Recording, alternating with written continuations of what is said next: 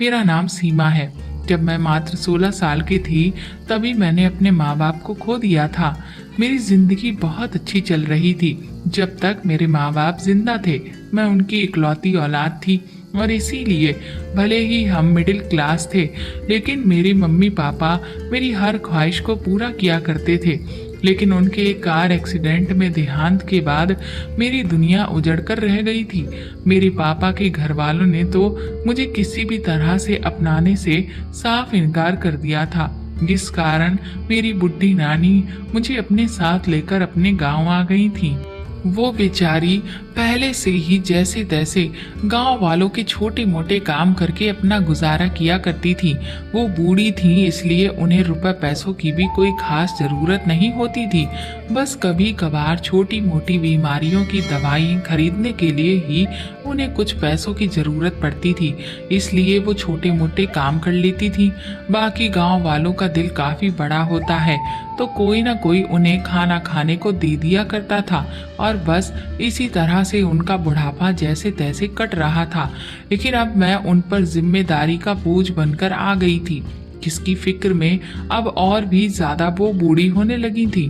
पढ़ाई तो अब मेरी वैसे भी पूरी तरह से बंद हो चुकी थी, इसलिए मैंने अब ये फैसला कर लिया था कि अब मैं अपने और नानी के लिए कोई काम करूंगी, ताकि कम से कम जो रोजमर्रा के खर्चे हों वो तो मैं निकाल सकूं और मेरी नानी को बाहर वालों के सामने अपने हाथ ना फैलाने पड़े। लेकिन कहीं भी बाहर काम करने के लिए मेरी नानी बिल्कुल भी राजी ही नहीं थी, क्योंकि उनका कहना था कि ये दुनिया बहुत बुरी है, मेरी उम्र अभी बहुत कम है और मुझ में इतनी समझ भी नहीं है, कोई भी कभी भी मेरा फायदा उठा सकता है। उनकी इस बात में पूरी तरह से सच्चाई थी, क्योंकि अब तक मैंने लोगों का सामना नहीं किया था, क्योंकि मेरे लिए हर चीज की जिम्मेदारी मेरे माँ बाप ने उठा रखी थी। लेकिन अब सब चीजों की जिम्मेदारी मुझे खुद से ही निभानी थी और खुद से ही सारी चीजों को हैंडल करना था। पर उसके लिए मेरे पास कोई भी अनुभव नहीं था, ना ही इतनी समझ थी कि मैं लोगों की पहचान कर सकती थी। लेकिन अब किया भी क्या जा सकता था, ये सब कुछ मेरी मजबूरी थी। मैंने नानी को समझाया कि आप इस तरह से जी सकती हैं, लेकिन मैं इस तरह से नहीं जी सकती। 4 पैसे कमाऊंगी तो उनमें से 2 बचाऊंगी और 2 को जोड़कर मैं आगे अपनी पढ़ाई के लिए कुछ पैसा जोड़ सकूंगी, ताकि कम से कम कोई ढंग का कोर्स करके कोई तो अच्छी नौकरी कर सकूं। लेकिन नौकरी की तलाश में मैं शहर भी नहीं जा सकती थी। भला शहर में जाती भी तो फिर मैं कहाँ रहती। यहाँ कम से कम नानी का साया तो मेरे साथ था, इसलिए मैं गांव के पास ही जो एक नई फैक्ट्री खोली गई थी, वहां पर काम करना मैंने शुरू कर दिया। वो एक पैकिंग की फैक्ट्री थी, जहां पर सामान को पैकेट में डालकर बंडल बनाकर तैयार किया जाता था। फैक्ट्री के काम में मुझे बस इतने पैसे मिल जाया करते थे, जिससे घर का खर्चा ही ठीक ठाक से चल सके। लेकिन कुछ ही महीनों में मुझे ये बात समझ आ गई थी कि इतने पैसों से मैं कोई भी अच्छी पढ़ाई तो नहीं कर सकती हूँ। इसीलिए मैंने आगे पढ़ने के बारे में भी सोचना छोड़ दिया था। उस फैक्ट्री में सिर्फ एक मैं ही थी जिसकी उम्र सबसे कम थी, और वहां पर काम करने वाले आदमियों की नज़र मुझ पर बिल्कुल भी ठीक नहीं रहती थी। जिस बात को जब मैंने भांपा तो मुझे वहां काम करने से बहुत डर लगने लगा था।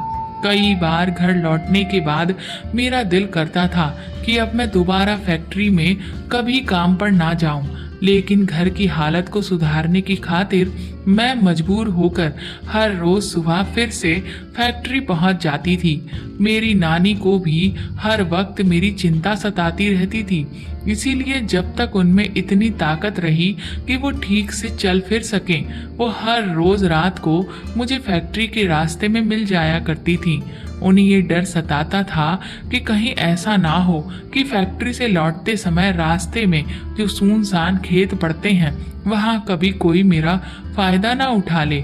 इसलिए वो हिम्मत करके हर रोज मुझे लेने आ जाती थी, जिससे मुझे भी काफी तसल्ली होती थी, क्योंकि मुझे भी वहां से लौटते लौटते रात हो जाती थी।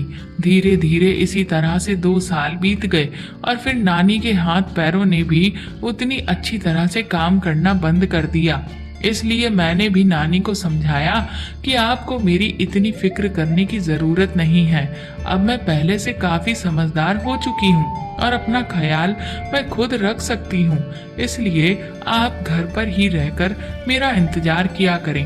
लेकिन नानी को मेरी चिंता हर पल सताती रहती थी, इसलिए जब तक मैं घर लौट कर नहीं आती थी वो एक पल के लिए भी चैन से नहीं बैठती थी।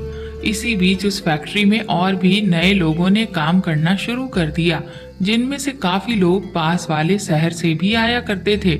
उनमें ही एक सुमित था, जिससे मेरी थोड़ी बहुत दोस्ती हो गई थी। वहां पर जितने भी आदमी काम करते थे उनमें वो मुझे सबसे ठीक लगता था, इसीलिए मैं कभी कभार उससे थोड़ी बहुत बातचीत कर लेती थी। बाकी मैं ज्यादा किसी से नहीं बोलती थी, क्योंकि मुझे लगभग सबकी ही नियत में खोट लगता था। हालांकि बोलते सब मुझसे बहुत प्यार से थे, लेकिन कहते हैं ना कि एक औरत को एक आदमी की नजर की पहचान बहुत अच्छे से होती है, और मैं इसीलिए ये बात बहुत अच्छे से समझती थी कि क्यों बाकी सब मुझसे इतने प्यार से बोलते हैं, ताकि मौका मिलने पर मेरा फायदा उठा सकें। इसलिए मैंने हमेशा सभी से दूरी बनाकर रखी। और फिर एक रात जब मैं फैक्ट्री से वापस लौट रही थी, तभी रास्ते में अचानक दो आदमियों ने मुझे कसकर पकड़ लिया और घसीट कर खेतों की तरफ ले जाने लगे। मैं चिल्लाने की बहुत कोशिश कर रही थी, लेकिन उन्होंने मेरा मुंह इतनी कस के दबाया हुआ था कि मैं जरा सी आवाज भी नहीं कर पा रही थी। मैंने अपने हाथ पैर बहुत चलाने की कोशिश की, पर वो दो थे, इसलिए मैं उनके सामने कमजोर पड़ गई। डर के मारे मेरी जान हलक से निकलने ही वाली थी। मैं समझ गई कि अब आज मेरा अंत नजदीक है। मुझे अपनी नानी का चेहरा बार बार याद आने लगा और मेरी आंखों से आंसू लगातार रुकने का नाम नहीं ले रहे थे। मैं उन लोगों के आगे हाथ जोड़कर गिड़गिड़ा रही थी, लेकिन उन पर तो जैसे उस वक्त हैवान सवार था। उन्हें कुछ भी नहीं सूझ रहा था सिवाय मेरे। वो बस किसी भी तरह से मुझे पा लेना चाहते थे और फिर वो अपने इरादों को पूरा करने के लिए आगे बढ़े। मैंने भी जैसे उस वक्त बिल्कुल हार मान ली और डर के मारे अपनी आंखें बंद कर ली। लेकिन तभी ना जाने कहां से, लेकिन भगवान के रूप में वहां सुमित आ गया और उसने उन दोनों आदमियों को मार मार कर उनकी हालत खराब कर दी और वो वहां से भाग गए। उसके बाद उस रात सुमित ही मुझे अपने साथ अपने घर लेकर गया। नानी ने जब मेरी ऐसी बुरी हालत देखी तो वो तो डर के मारे थर थर कांपने लगी और फिर बेहोश होकर गिर पड़ी। कुछ देर बाद जब उन्हें होश आया तो वो लगातार रोए चली जा रही थी और मुझसे बार बार कह रही थी कि मुझे जिस बात का अब तक डर सताता रहा, आखिर आज वही हुआ। तब सुमित ने नानी से कहा कि आप बिल्कुल भी चिंता मत करिए, मैंने आपकी बच्ची पर बिल्कुल आंच भी नहीं आने दी है। मैंने नानी से कहा, हाँ नानी, मेरे साथ वो लोग कुछ भी नहीं कर पाए। वो तो सुमित ऐन मौके पर वहां पर आ गया, वरना आज आपकी सीमा आपके सामने यूं सही सलामत नहीं बैठी होती। नानी ने तुरंत ही मुझे गले से लगा लिया और सुमित को खूब धन्यवाद दिया। अगले दिन मैं फैक्ट्री नहीं गई थी। नानी भी यही चाहती थी कि अब मैं फैक्ट्री में काम ना करूं। चाहती तो मैं भी ये थी, लेकिन एक तरफ मेरा डर था और दूसरी तरफ घर के हालात। और मुझे तो अभी तक ये भी नहीं पता था कि वो दो आदमी कौन थे। जब वो एक बार मेरे साथ इस तरह की हरकत कर सकते थे तो वो दोबारा भी वही सब दोहरा सकते थे। मुझे कुछ भी समझ नहीं आ रहा था।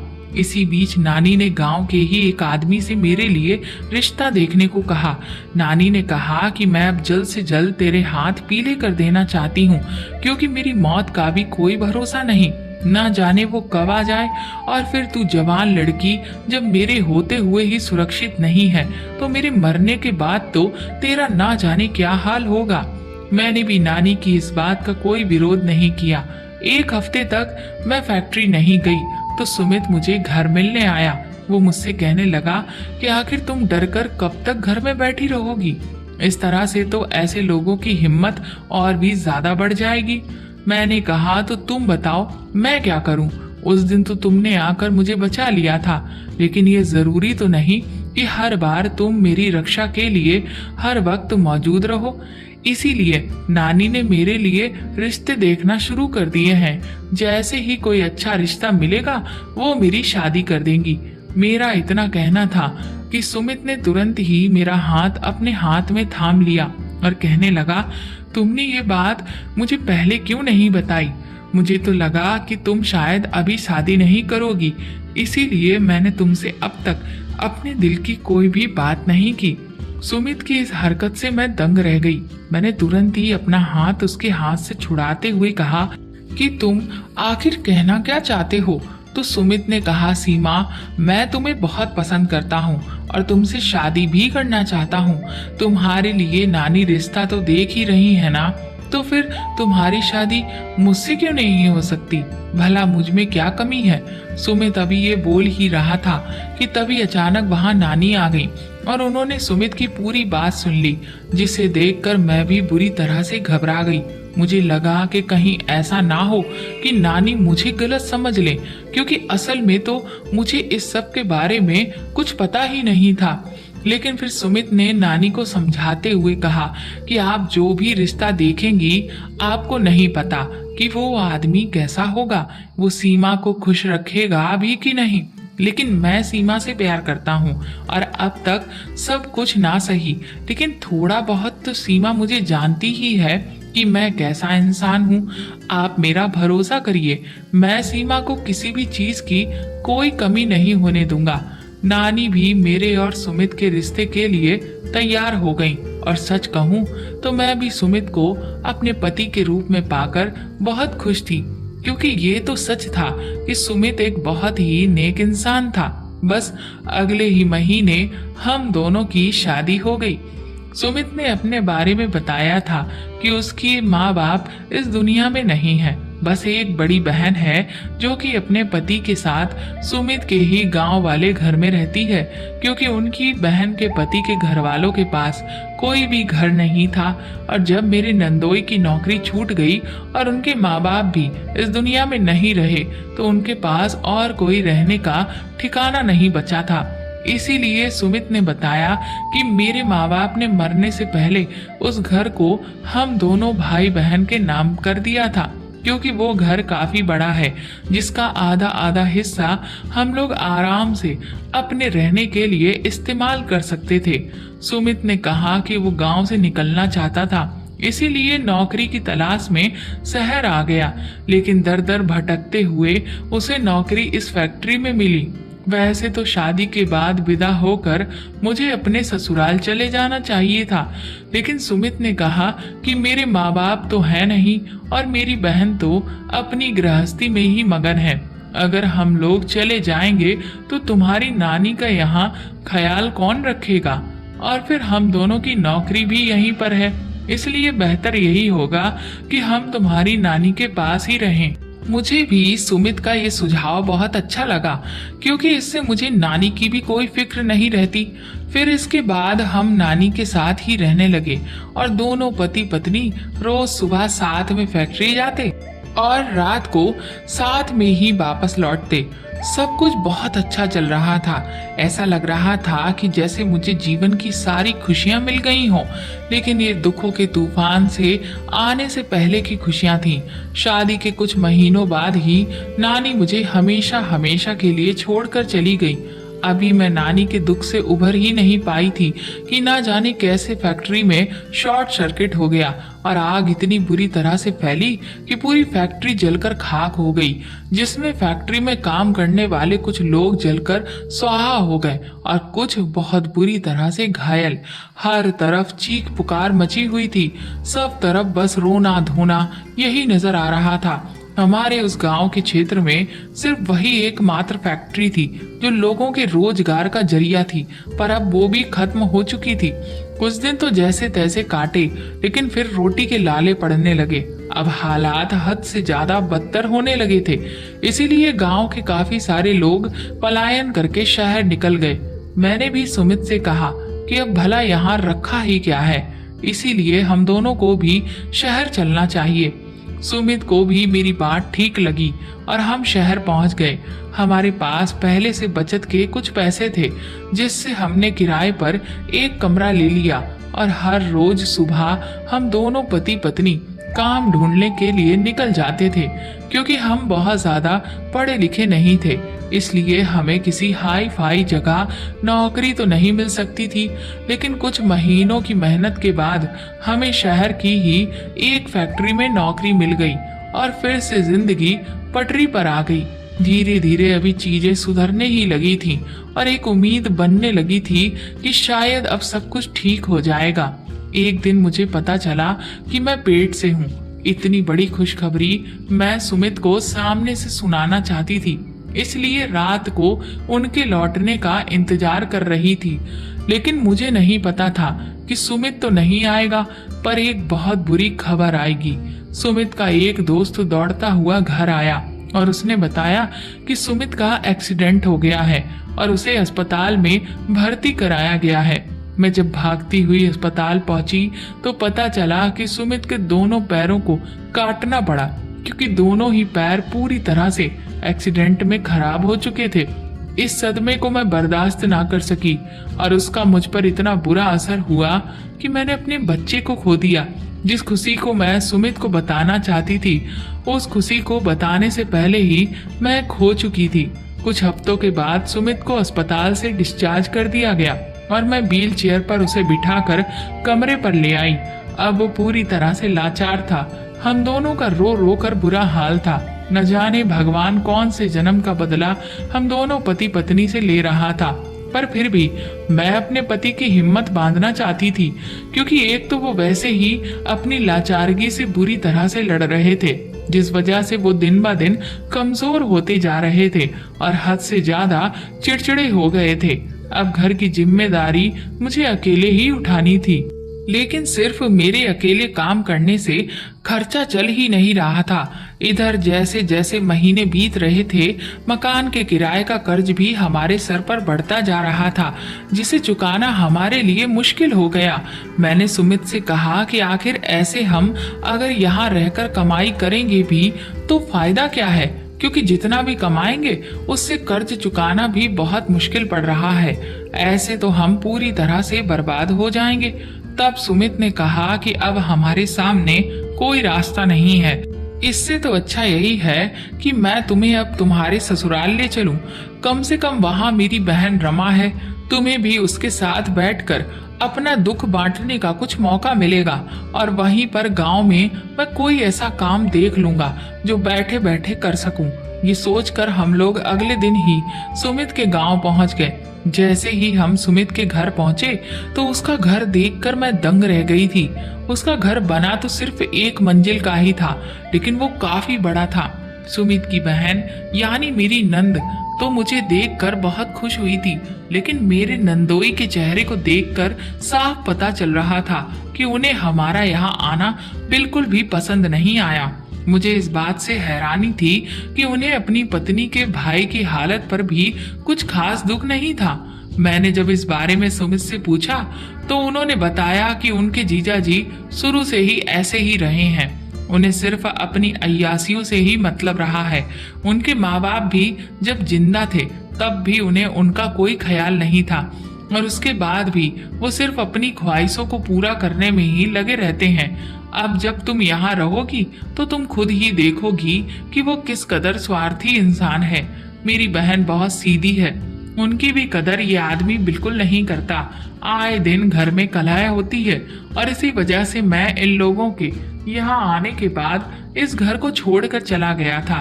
वरना भला तुम ही सोचो, जिसके पास इतना बड़ा घर हो वो शहर में जाकर क्यों किराए के मकान में रहकर इधर उधर फैक्ट्री के काम में धक्का खाए। मेरे गांव में भी काफी काम था, लेकिन यहाँ काम करने का मतलब यही था कि मुझे यहीं रहना पड़ता। लेकिन किस्मत तो देखो, अब मेरी मजबूरी है कि घूम फिर कर आखिर मुझे इस घर में ही लौटना पड़ा। मेरे नंदोई की 3 बेटियां थीं, जिनकी उम्र में कुछ खास अंतर नहीं था। सबसे बड़ी बेटी 11 साल की थी और उससे छोटी 10 साल की और उससे छोटी 8 साल की। लेकिन वो तीनों बच्चियां बड़ी ही प्यारी थीं, पर वो अपने बाप से बहुत डरती थीं। मेरे नंदोई जैसे ही घर में आते थे तो वो कोई एक कोना पकड़कर ऐसे दुबक जाती थी जैसे कभी इस घर में रहती ही ना हो। उनकी जरा सी भी आवाज सुनाई नहीं देती। यहाँ तक कि मेरी नंद भी हर वक्त डरी सहमी सी और बहुत ही धीमी आवाज में बात करती थी। हम उस घर में रह जरूर रहे थे, लेकिन एक तरह से हमारे बीच बहुत कम बातचीत थी। घर के एक सिरे की तरफ वो लोग रहते थे और दूसरे सिरे की तरफ हम लोग। जब तक नंदोई घर में रहते थे तब तक उनकी बेटियां और ना मेरी नंद हम लोगों में से किसी की तरफ देखती भी नहीं थी। लेकिन नंदोई के जाने के बाद थोड़ा बहुत वो लोग हिम्मत करके हमसे बातचीत कर लेते थे।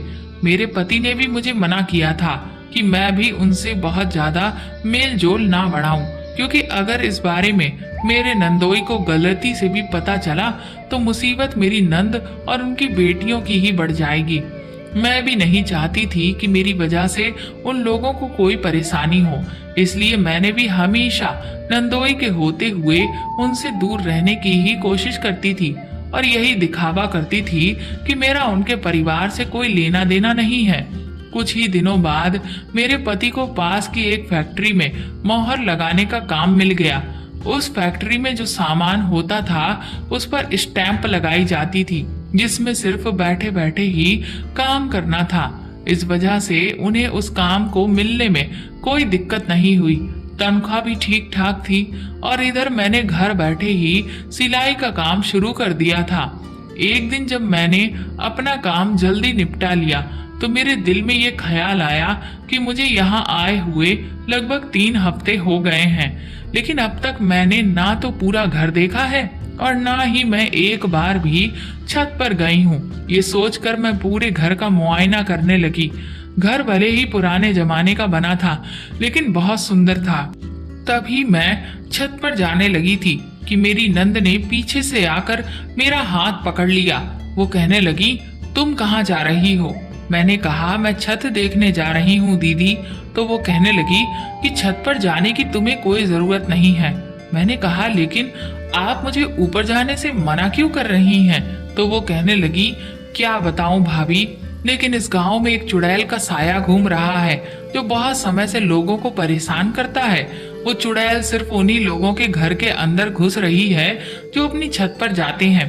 इस वजह से यहाँ पर लोगों ने छत पर जाना बंद कर दिया है। जो भी छत पर जाता है वो चुड़ैल उस आदमी के साथ चिपक कर उसके घर के नीचे उतर आती है।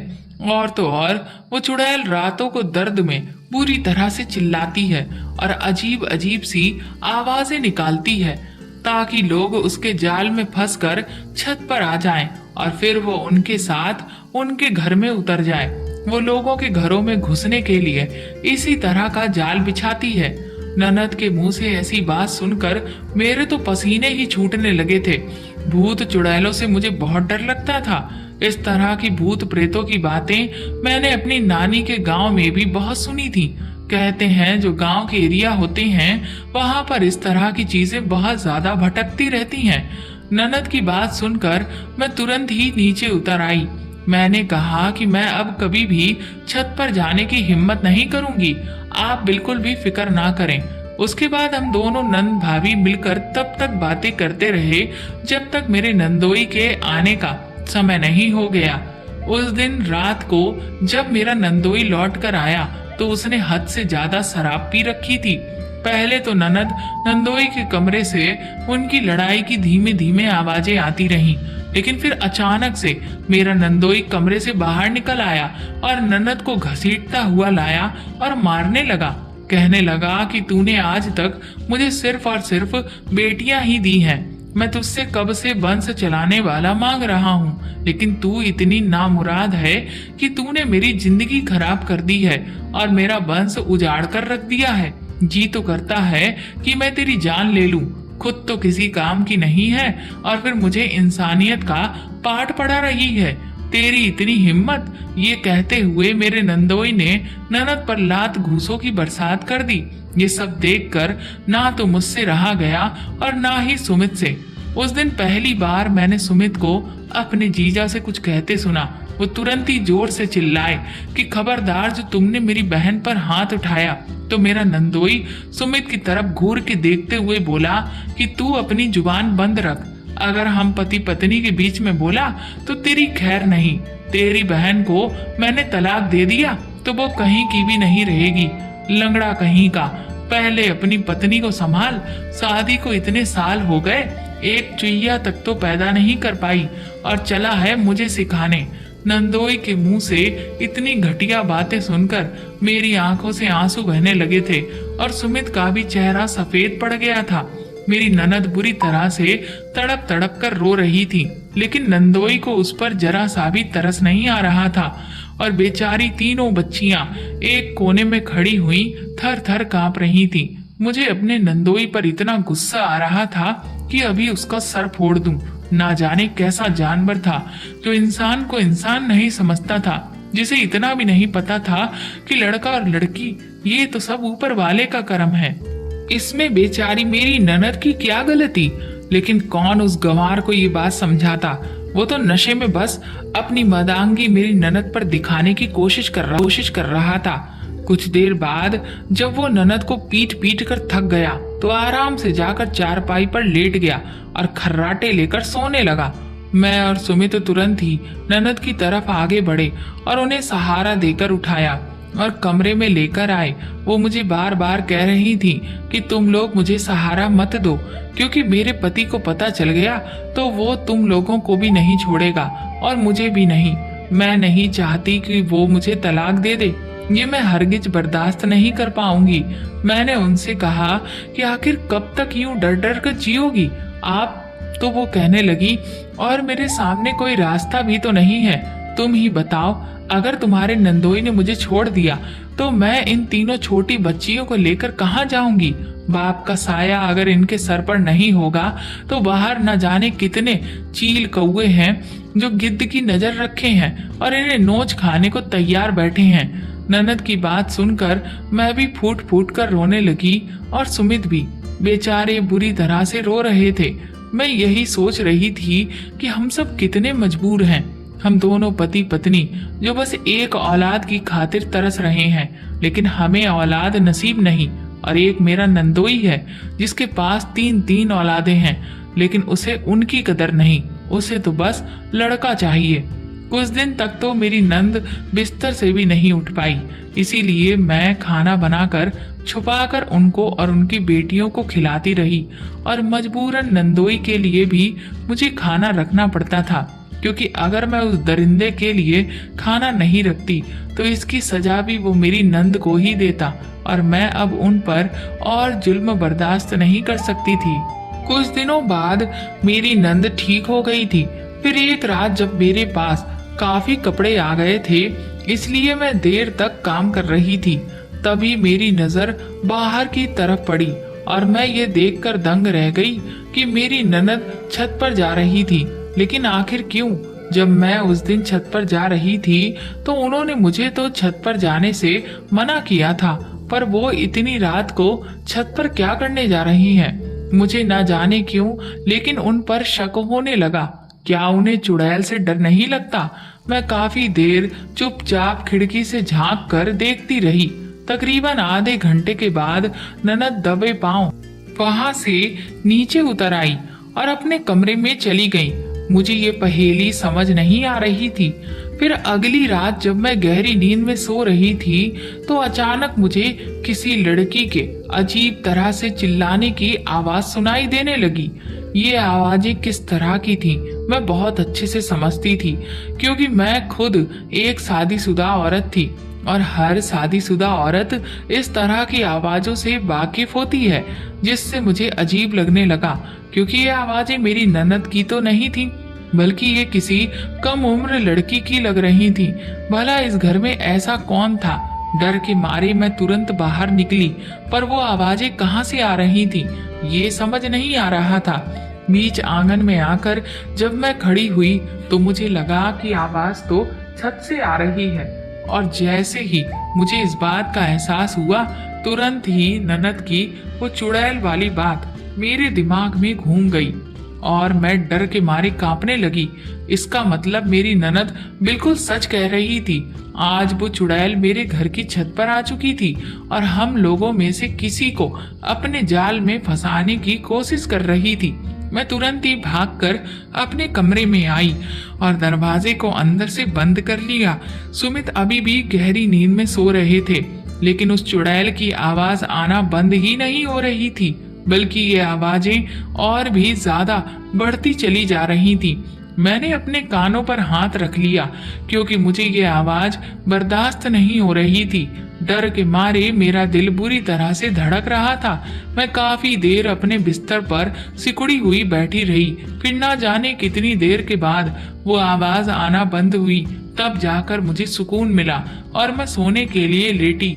जैसे ही सुबह मेरा नंदोई घर से बाहर गया, मैं तुरंत ही ननद के पास पहुंची और मैंने उनसे रात वाला पूरा वाकया बता दिया, जिसे सुनकर उनकी आंखें फटी की फटी रह गईं।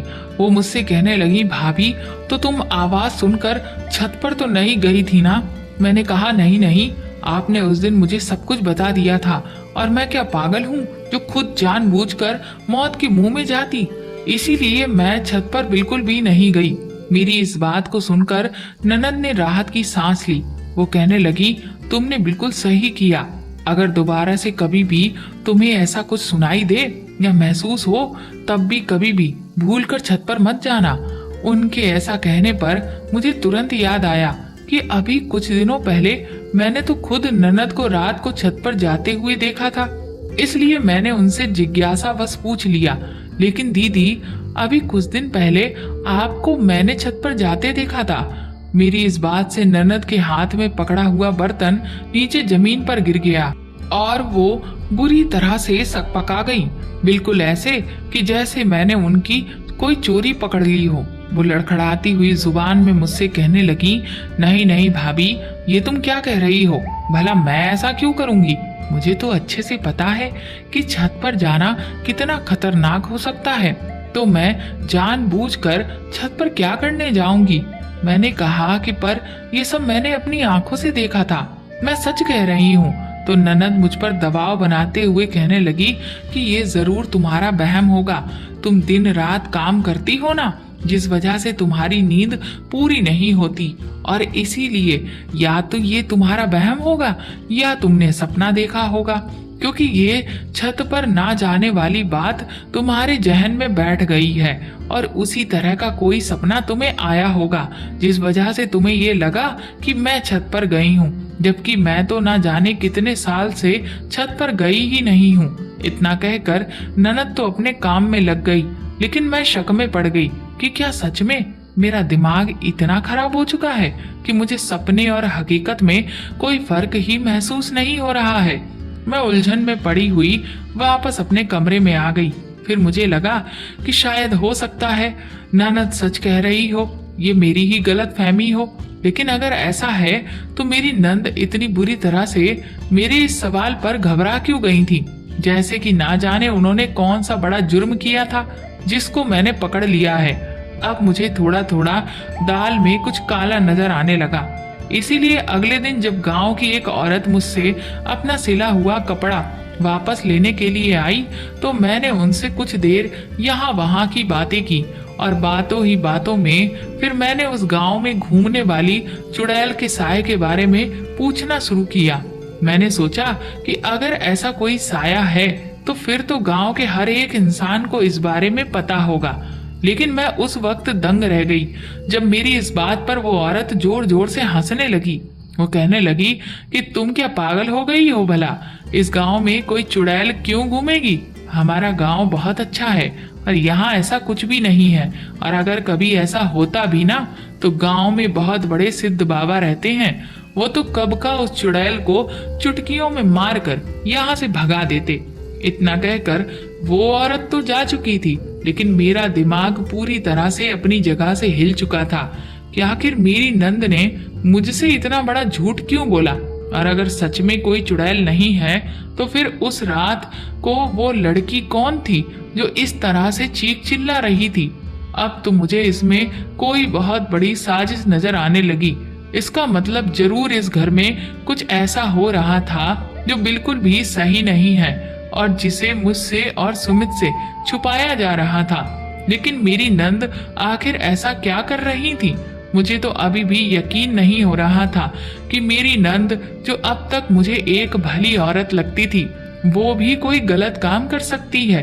ये सोचकर बार बार मुझे रोना आ रहा था, क्योंकि मैं अपनी ननद के बारे में बिल्कुल भी बुरा सोचना नहीं चाहती थी। लेकिन जो भी सच्चाई सामने खुलकर आई, उससे तो यही लग रहा था कि जरूर ननद कुछ गलत कर रही है। रात को जब सुमित लौट के आए तो मैंने उन्हें अब तक जो भी सारी बातें हुई थी उसके बारे में सब कुछ बता दिया, जिसे सुनकर सुमित भी दंग रह गए और वो भी यही कहने लगे कि मैंने तो कभी भी दीदी को झूठ बोलते हुए नहीं देखा।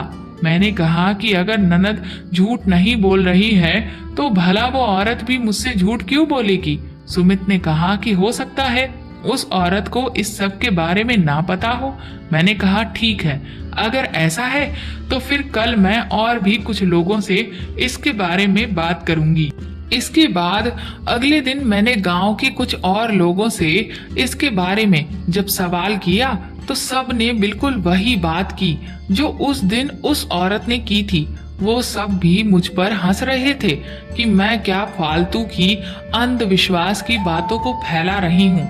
अच्छे खासे गांव वाले बिना किसी डर के रह रहे हैं और यूं भूत चुड़ैल की बातें करके मैं क्यों लोगों के मन में वहम बैठा रही हूँ। उस दिन जब सुमित काम से लौटे तो मैंने उनसे कहा कि अब तो ये पक्का हो गया है कि झूठ ननद ही बोल रही हैं, लेकिन आखिर क्यों?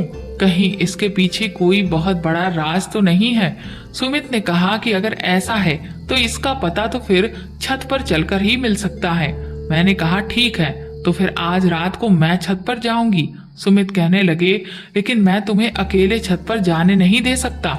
मैंने कहा कि अगर मैं अकेले नहीं जाऊंगी तो फिर मेरे साथ और कौन जाएगा, क्योंकि आपको छत पर ले जाना तो मेरे लिए बहुत ही मुश्किल की बात है। इस पर सुमित का चेहरा लटक गया। मुझे भी इस बात का बुरा लगा कि ये सब कहते हुए मैंने उनका दिल दुखा दिया था। मैंने उनसे माफी मांगी और कहा कि मैं जानती हूँ सुमित, आपको इस बात का बुरा लगा है, लेकिन सच्चाई तो यही है ना। आप ही बताइए मैं क्या करूं? सुमित ने कहा ठीक है, तुम रात में अकेले छत पर जाना, लेकिन मैं सीढ़ियों के नीचे जो जगह है वहां पर व्हील चेयर पर बैठा रहूंगा और अगर कोई भी ऐसी वैसी बात होती है तो मैं चीखना चिल्लाना शुरू कर दूंगा। मैंने कहा ठीक है। तकरीबन आधी रात हो चुकी थी। चारों तरफ अंधेरा और सन्नाटा पसरा हुआ था। मैंने सुमित को नींद से जगाया और उनसे कहा कि मुझे लगता है कि अब यही सही समय है छत पर जाने का। हम दोनों पति पत्नी दबे पांव अपने कमरे से जैसे ही बाहर निकले कि तभी अचानक फिर से वही आवाज छत से आने लगी जो उस रात मैंने सुनी थी, जिसे सुनकर सुमित के भी कान खड़े हो गए। वो कहने लगे सीमा, तुम तो सच कह रही थी, ये आवाज तो किसी लड़की की ही है जो छत से आ रही है। भला ये सब घर में हो क्या रहा है? मैं तुरंत ही जल्दबाजी में छत की तरफ भागी। सुमित मुझे बार बार पुकारने लगे कि मैं ऐसे में अकेले ना जाऊं। उन्हें मेरे लिए डर लग रहा था, पर वो आवाज सुनकर मेरे कदम रुक ही नहीं रहे थे। मैं तुरंत ही दौड़कर छत पर पहुंची तो चारों तरफ अंधेरा पसरा था, कहीं कुछ भी दिखाई नहीं दे रहा था और छत पर पहुंचते ही अचानक से वो आवाज आना बंद भी हो गई, जिससे मैं बुरी तरह से घबरा गई कि आखिर ये हो क्या रहा है। चारों तरफ से अजीब अजीब सी जानवरों की आवाजें आ रही थी। मुझे अब डर लगने लगा। रात का सन्नाटा और अंधेरा अच्छों की हालत खराब कर देता है। इसीलिए मैं फिर से वापस नीचे जाने के लिए जैसे ही आगे बढ़ी कि तभी फिर से मुझे वही आवाज सुनाई दी, जिससे मेरे कदम रुक गए और मैं कांपते हुए शरीर के साथ अपनी आंखों को इधर उधर घुमाते हुए ये देखने की कोशिश करने लगी कि ये आवाज किधर से आ रही है। मुझे बुरी तरह से पसीना आ रहा था और गला भी प्यास से सूखने लगा था। कुछ देर सुनने के बाद ये समझ आया कि आवाज तो छत के दूर एक किनारे पर बने कमरे से आ रही थी। मैं डरते कदमों के साथ वहां पहुंची तो दरवाजा हल्का सा खुला नजर आया और जैसे ही मैंने हिम्मत करके उस दरवाजे को खोला तो मेरे होश उड़ चुके थे। अंदर का नजारा किसी भी इंसान का दिल दहला देता। वहां पर एक 14 साल की लड़की मुझे सामने दिखाई दी, जो जंजीरों में लिपटी हुई थी और जिस पर एक आदमी भी उसके साथ। उस वक्त वो मंजर देखकर मुझे उस वक्त की याद आ गई जब उस रात मुझे वो 2 आदमी पकड़कर खेतों की तरफ घसीट कर ले गए थे। आज मेरी आंखों के सामने ठीक वही नजारा था। वो बेचारी दुबली पतली सी छोटी लड़की थी और ये आदमी हद से ज्यादा हट्टा कट्टा था। वो बुरी तरह से चिल्ला रही थी, लेकिन उस आदमी पर कोई असर नहीं था। उसे उसकी तकलीफ नजर ही नहीं आ रही थी। वो तो बस अपनी धुन में खोया हुआ था। उसे सिर्फ अपनी इच्छा से मतलब था। ये देखकर मेरे अंदर गुस्से की ज्वाला फूट पड़ी और तभी मेरी नजर पास ही रखे हुए एक डंडे पर पड़ी और मैं उस आदमी पर वो डंडा लेकर टूट पड़ी। उस आदमी को भी मेरे वहां पर आने का बिल्कुल भी पता नहीं चला था, जिस वजह से वो संभल नहीं पाया और मेरे 2-3 बार में ही वो वहीं बेहोश होकर गिर गया। लेकिन जैसे ही वो बेहोश होकर गिरा और मैंने उसका चेहरा देखा तो मेरे पैरों तले से जमीन निकल गई थी, क्योंकि वो आदमी और कोई नहीं बल्कि मेरा नंदोई ही था। तब तक नीचे मेरे पति ने चिल्ला चिल्ला कर शोर मचा दिया था, जिससे मेरी नंद और उनकी बच्चियां भी जाग गई थीं। मैंने उस बेचारी लड़की को उन जंजीरों से आजाद किया और उसकी हालत ठीक की, उसके अस्त व्यस्त कपड़ों को ठीक किया और उसे सहारा देकर नीचे लेकर आई। उसकी हालत इतनी खराब थी कि उससे ठीक से चला भी नहीं जा पा रहा था और उसे बहुत बुरी तरह से चोटें भी आई हुई थी। मैं उसे जैसे ही नीचे लेकर आई, मेरी नंद के चेहरे का रंग पीला पड़ गया था और आंखें फटी की फटी रह गई थीं। मैंने जैसे ही उन्हें देखा तो गुस्से से मेरी आंखें और भी ज्यादा लाल हो गईं। मैं उस बच्ची को कमरे में लेकर गई। उसके काफी खून निकल रहा था, जिसे देखकर मेरे पति भी समझ चुके थे कि उसके साथ क्या हुआ है, जिसे देख वो भी गुस्से में चिल्लाने लगे कि हमारे घर में इतना घटिया काम भला कौन कर रहा था। मैंने तुरंत ही चिल्लाकर कहा कि और कौन, इस घर में आखिर एक ही तो जानवर है, आपका जीजा। अपने जीजा का नाम सुनते ही मेरे पति दंग रह गए। उन्होंने तुरंत ही मेरी ननद की तरफ घूरती हुई नजरों से देखा तो ननद थर-थर कांपने लगी। मैंने उस बच्ची को उपचार दिया और फिर चादर उड़ाकर चुपचाप लिटा दिया। वो डर से बुरी तरह से कांप रही थी। मैंने ननद से कहा कि आपको ये सब पता था ना, लेकिन फिर भी आपने अपने पति की इतनी घटिया करतूत को छुपा कर रखा, आखिर क्यों? और इसीलिए आप मुझे चुड़ैल वाली बात का झूठ बताकर बेवकूफ बनाने की कोशिश कर रही थी, ताकि मैं कभी भी छत पर ना जाऊं और आपके पति की इतनी गंदी करतूत कभी भी सामने ना आए। मुझे आपसे ये उम्मीद नहीं थी। मुझे तो लगता था कि मेरा नंदोई ना सही, लेकिन ननद एक अच्छी इंसान है, लेकिन आप भी अपने पति के जैसी ही निकली। आपको ये सब करते हुए शर्म नहीं आई? कैसी औरत हैं आप? आपका पति आपके होते हुए किसी और के साथ, और आप उसका इस काम में साथ भी दे रही थी। और तो और आपके खुद की 3 बेटियां हैं, ये भी आपकी बेटी की ही उम्र की है, तो भी आपको इस बच्ची पर जरा सा भी रहम नहीं आया। ननद का तो रो रो कर बुरा हाल हो चुका था।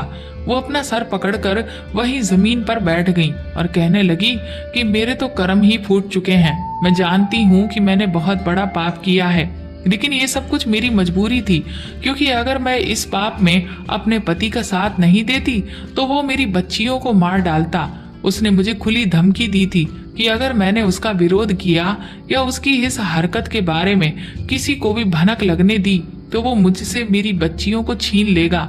मेरे जीवन में वैसे भी कोई खुशी नहीं है सिवाय मेरी बच्चियों के। अगर मेरी बच्चियों को कुछ हो जाता तो मैं तो जीते जी ही मर जाती। मैंने कहा कि लेकिन आखिर आपका पति इस बच्ची पर इतना जुल्म क्यों कर रहा था? आज मुझे सब कुछ सच सच जानना है। तब मेरी ननद ने जो हकीकत बयां की, उसे सुनकर हम सबके होश उड़ गए थे। ननद ने बताया कि मुझे लगातार 3 बेटियां हुई थीं, लेकिन इस आदमी को अपना वंश बढ़ाने वाला चाहिए था। इधर डॉक्टर ने भी साफ कह दिया था कि अब अगर अगला बच्चा मैंने पैदा किया तो मैं जान से हाथ धो बैठूंगी, और इसकी भी कोई गारंटी नहीं है कि वो बच्चा भी जिंदा बच पाएगा। जिस वजह से ये आदमी बुरी तरह से बौखला गया था, क्योंकि उसे हर हाल में बेटा चाहिए था। और फिर वो एक दिन इस बच्ची को अपने साथ घर पर लाया। मैंने जब उससे पूछा कि आखिर ये बच्ची कौन है, तो वो बोला कि इसके बाप ने मुझसे इसके बदले में 1 लाख रुपए लिए हैं और मुझे इसे बेच दिया है। ये सुनकर मेरे होश उड़ गए। मैंने कहा कि तुम्हारा दिमाग खराब हो गया है, तुम भला इसे यहाँ क्यों लाए हो? तुम्हारे तो पहले से ही 3 बेटियां हैं। तो वो कहने लगा कि अरे पागल औरत, मैं इसे यहाँ पालने के लिए नहीं लाया हूँ, बल्कि ये मेरा वंश बढ़ाएगी। ये सुनकर मेरे पैरों तले से जमीन निकल गई। मैंने कहा कि तुम आदमी हो या जानवर, तुम देख रहे हो कि उसकी उम्र क्या है? तुम इतने अंधे हो चुके हो कि अपना वंश बढ़ाने के लिए तुम्हें कुछ दिखाई नहीं दे रहा। ये अभी मात्र 14 साल की बच्ची है, ये मर जाएगी, तुम इस पर ये जुल्म मत करो। तो मेरा पति कहने लगा कि तू अपनी ये बकवास बंद कर। और फिर मैं इसे यहाँ पर ऐसे ही उठाकर नहीं लाया हूँ, बल्कि मैंने इससे शादी भी कर ली है। मुझे एक डॉक्टर ने कुछ दवाइयों के बारे में बताया है, जो ये कुछ महीने तक खाएगी तो फिर ये अपनी उम्र से भी ज्यादा बड़ी हो जाएगी और फिर ये मुझे मेरा वंश चलाने वाला देगी।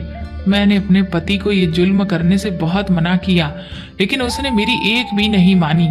मेरे विरोध के बदले में मुझे हर रोज मार मिली और उसने मुझे सख्त हिदायत दी कि मुझे खुद इस लड़की को हर रोज दवाई देनी है ताकि वो जल्द से जल्द बड़ी हो जाए और फिर मेरे पति को बेटा पैदा करके दे। मैं मजबूरन इस लड़की को वो दवाई पहले तो कुछ दिन तक देती रही, लेकिन फिर मैंने चुपके से उस दवाई को देना बंद कर दिया, ये सोचकर कि जब मैं इसे दवा दूंगी ही नहीं तो उससे इसमें कोई भी परिवर्तन नहीं आएगा, तो मेरा पति इसकी जिंदगी खराब नहीं करेगा और ये भी बच जाएगी। लेकिन ये मेरी गलतफहमी थी, क्योंकि मेरा पति इंसान नहीं हैवान है। कुछ महीनों के इंतजार तक उसने जब ये देखा कि दवा का इस लड़की पर कोई असर ही नहीं हो रहा है, तो उसने फिर इसके साथ इसी तरह से अपने मंसूबों को पूरा करने का ठान लिया। मैंने अपने पति को बहुत मना किया कि तुम ये बहुत बड़ा पाप कर रहे हो, और जब मैं डटकर इस बच्ची के सामने खड़ी हो गई तो उसने मुझे कहा कि अब मुझे इस लड़की या अपनी बच्चियों में से किसी एक को चुनना है, क्योंकि अगर मैं इसके इरादों के रास्ते में आई तो वो मेरी तीनों बच्चियों को जान से मार देगा। अपनी बच्चियों की जिंदगी की खातिर मैं कमजोर पड़ गई। कुछ दिनों बाद जब हमें खबर मिली कि तुम लोग यहाँ आ रहे हो, तो मेरे पति को ये बहुत बड़ी मुसीबत लगने लगी। फिर उसने मुझसे कहा कि मैं कोई भी पैतरा अपनाऊं, लेकिन इस सब के बारे में सुमित को गलती से भी पता नहीं चलना चाहिए, क्योंकि मेरे पति को ये बात बहुत अच्छे से पता थी कि अगर सुमित को ये बात पता चल गई तो वो इस आदमी को हरगिज नहीं छोड़ेगा। मैं भी मजबूर थी, क्योंकि वो बार बार मेरी बच्चियों को मुझसे छीन लेने की धमकी देता था, जिससे मैं डर जाती थी। और इसीलिए मैंने चुड़ैल वाला झूठ तुमसे कहा, क्योंकि सुमित की जो स्थिति है उसमें वो तो कभी छत पर जाता ही नहीं, और तुमको मैंने भूत प्रेत का डर दिखाकर नीचे ही रोक दिया था। इस तरह से मेरा पति बार बार मौके का फायदा उठाता था। भले ही मैं इस सब को इस बच्ची के साथ होने से रोक नहीं पा रही थी, लेकिन मेरी इंसानियत इतनी भी नहीं मर गई थी। इसीलिए मैं हर रोज इसे रात को चुपके से खाना खिलाने के लिए जाती थी, क्योंकि वैसे ही ये बेचारी जुल्म की शिकार थी, और अगर मैं इसे खाना नहीं देती तब तो इसके शरीर में बची कुची जान भी खत्म हो जाती। ये सब सुनकर हम सबका खून पानी हो गया था। हमने कभी सपने में भी नहीं सोचा था कि हमारी नाक के नीचे एक बच्ची के साथ इतना बुरा जानवरों के जैसा सलूक किया जा रहा था, और हमें भनक तक नहीं थी। न जाने वो बच्ची कब से इस सबको बर्दाश्त कर रही थी, सिर्फ इसलिए क्योंकि ना तो उसके बाप ने उसे इंसान समझा और ना ही इस आदमी ने। हमने तुरंत ही पुलिस को फोन करके सब कुछ बता दिया, और पुलिस उस बच्ची को अस्पताल लेकर गई। उसकी सारी मेडिकल जांचें हुई, जिनमें ये साफ पता चल गया कि उसके साथ क्या क्या हुआ था। इसके बाद मेरे नंदोई को गिरफ्तार कर लिया गया। कुछ दिन तक उस लड़की का इलाज सरकारी अस्पताल में चला। फिर मैं उसे अपने साथ घर ले आई। उस लड़की का अब कोई सहारा नहीं था, इसलिए सुमित और मैंने उसे अपना लिया था। हम दोनों पति पत्नी मिलकर उस बच्ची को उसके दुखों से बाहर निकालने की पूरी कोशिश करते हैं, लेकिन उस लड़की पर जो भी बीती है वो शायद ही है जो पूरी जिंदगी में कभी भूल पाए। पर फिर भी बीते वक्त के साथ अब उसने हमारे साथ घुलना मिलना शुरू कर दिया है और वो मेरे नंदोई की बच्चियों के साथ खेलने भी लगी है। नंदोई को जब से जेल हुई है तब से घर में ऐसा लगता है कि जैसे खुशहाली और सुकून आ गया है। मेरी ननद को भी इस बात का कोई गम नहीं कि उनके पति अब उनके साथ नहीं है, क्योंकि ऐसे पति के होने से तो अच्छा कि पति ना हो। मैंने अपने कुछ बचे हुए पैसों से ननद को एक भैंस खरीदवा दी है, जिससे उन्होंने गांव में दूध का छोटा सा व्यापार शुरू किया है और अब वो अपनी बेटियों को सरकारी स्कूल में पढ़ा रही हैं, क्योंकि नंदोई के होते हुए वो अपनी बेटियों को पढ़ा भी नहीं पा रही थी। सब कुछ बहुत अच्छा चल रहा था कि इसी बीच फिर एक खबर आई कि मेरे नंदोई को अचानक से हार्ट अटैक हुआ और उनकी मौत हो गई। बुरे कर्मों की सजा मेरे नंदोई को मिल चुकी थी। अब हम सब एक परिवार की तरह मिलजुल कर हंसी खुशी रह रहे हैं। तो दोस्तों, आपको ये कहानी कैसी लगी हमें कमेंट करके ज़रूर बताएं और प्लीज़ इस कहानी को ज़्यादा से ज़्यादा शेयर और लाइक करके मेरे चैनल को सपोर्ट करें।